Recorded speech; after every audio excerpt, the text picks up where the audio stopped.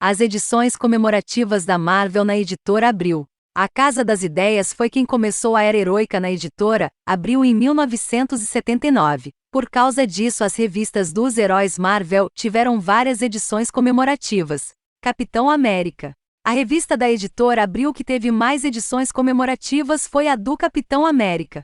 O Sentinela da Liberdade ganhou nada menos que 7 edições com características especiais, algumas por atingir uma numeração elevada, outras por algum motivo especial. Foram elas: Almanaque do Capitão América número 29. Foi a primeira de muitas edições especiais do Capitão e motivos não faltaram para a publicação ganhar o título de edição comemorativa. Eram os 40 anos do personagem. Por causa disso, a revista passou a ter 84 páginas. Ganhou o subtítulo de Almanaque e apresentou a origem do herói escrita por John Byrne. Almanaque do Capitão América número 77.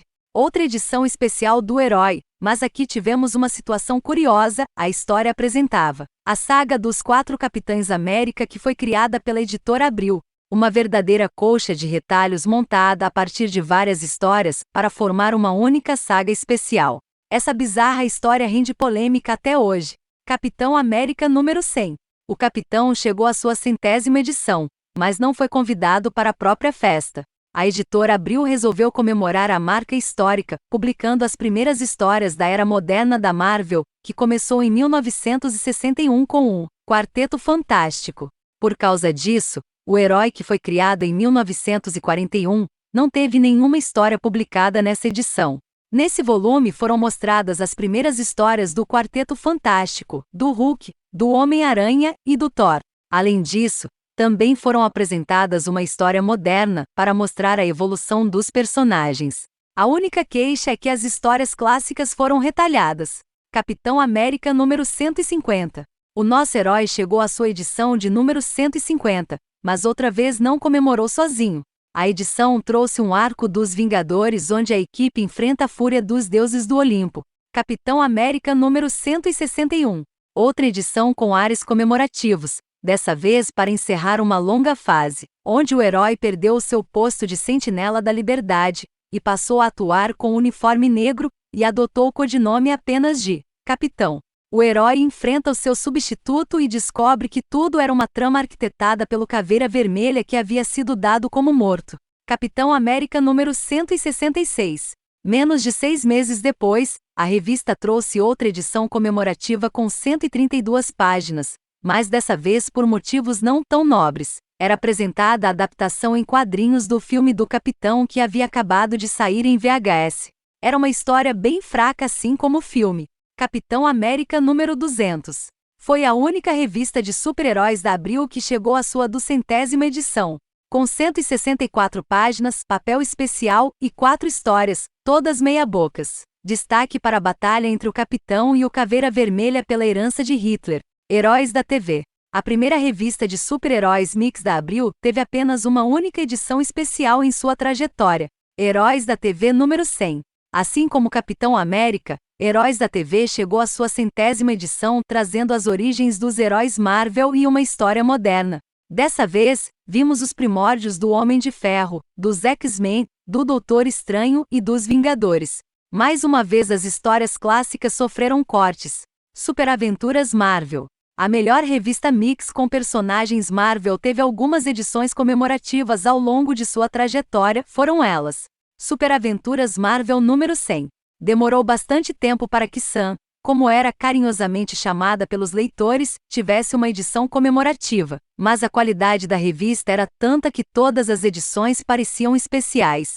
A 100ª edição foi totalmente dedicada ao Demolidor, o carro-chefe da revista, trazendo a evolução do personagem desde a sua origem até a fase de Frank Miller, em 7 histórias espetaculares. Destaque para a capa, um desenho feito por um leitor. Superaventuras Marvel número 112. Apenas um ano após a 100ª edição, Sam trouxe outra edição comemorativa, dessa vez para apresentar o arco onde o poderoso Thor criava sua nova armadura e enfrentava os gigantes de gelo. Superaventuras Marvel número 175. Demorou um certo tempo para que Sam trouxesse outra edição comemorativa. Dessa vez tivemos a volta de Wilson Fisk, o rei do crime que estava sumido desde a saga A Queda do Rei. Foram 110 páginas com esse único arco. Superaventuras Marvel número 176.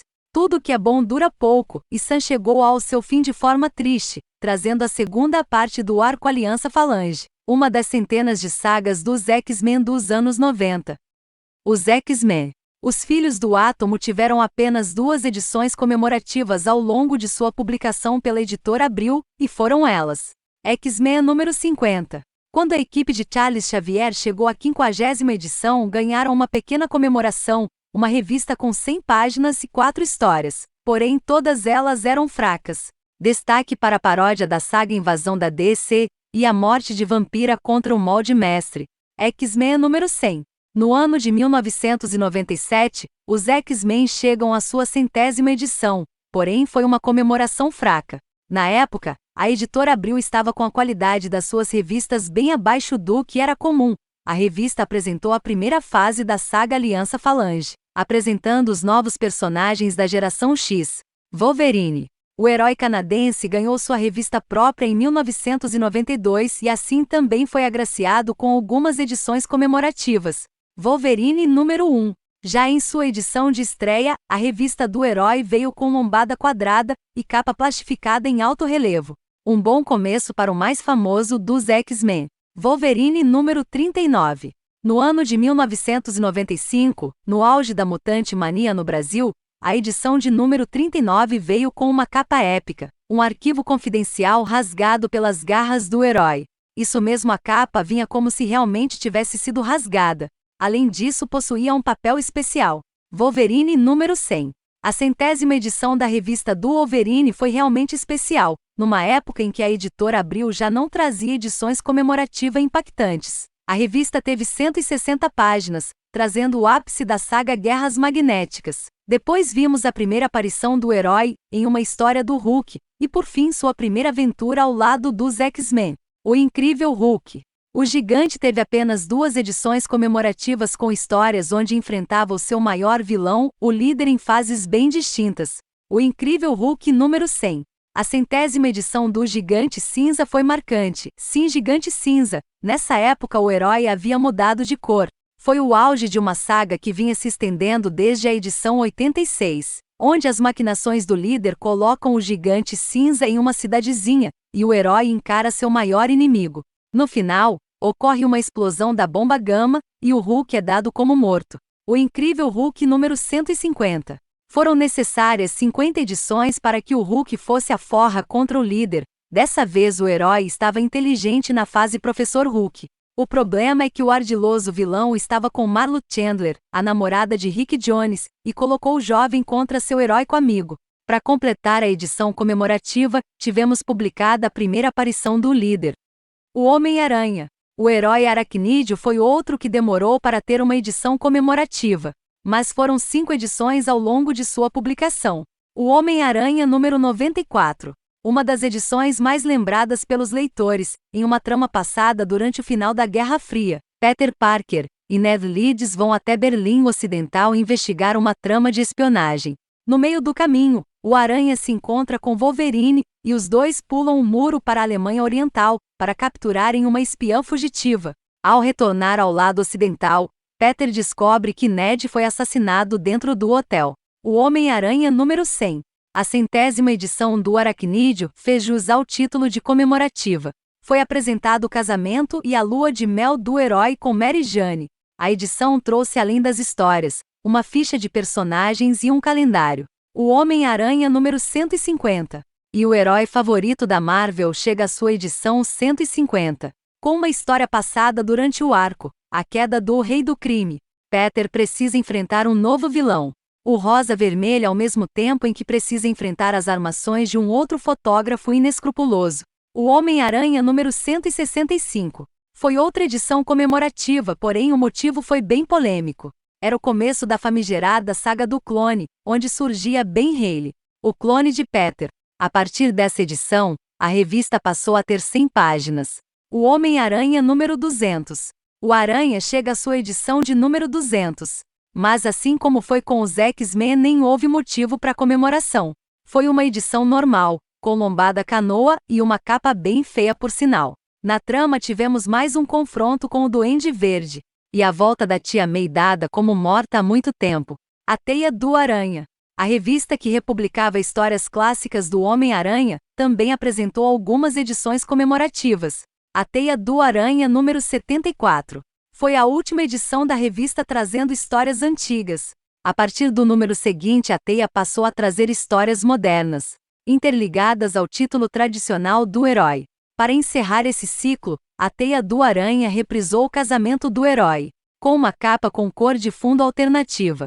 A Teia do Aranha número 89. Assim como a revista principal, a Teia passou a também publicar a saga do Clone, e a partir dessa edição passou a ter 100 páginas. E para comemorar tivemos a primeira aventura de Ben Reilly, como Aranha Escarlate. A Teia do Aranha número 100. A Teia do Aranha chegou à 100ª edição em meio à saga do Clone. Aqui tivemos Ben Reilly assumindo definitivamente o manto do Homem-Aranha, com direito a um novo uniforme. A Teia do Aranha número 110. A saga do Clone chega ao seu explosivo final. Nessa edição histórica onde toda a verdade é revelada e descobrimos que Norman Osborn, o Duende Verde, é quem estava por trás de toda a trama. A Teia do Aranha número 129. Foi o último número da Teia. Ela veio com 160 páginas trazendo a conclusão de Gênese, onde acompanhávamos a origem e o primeiro ano de Peter Parker como Aranha, em uma história reformulada por John Byrne. Depois da Teia do Aranha número 129, a editora Abril cancelou toda a sua linha de formatinhos e a substituiu pela linha Premium.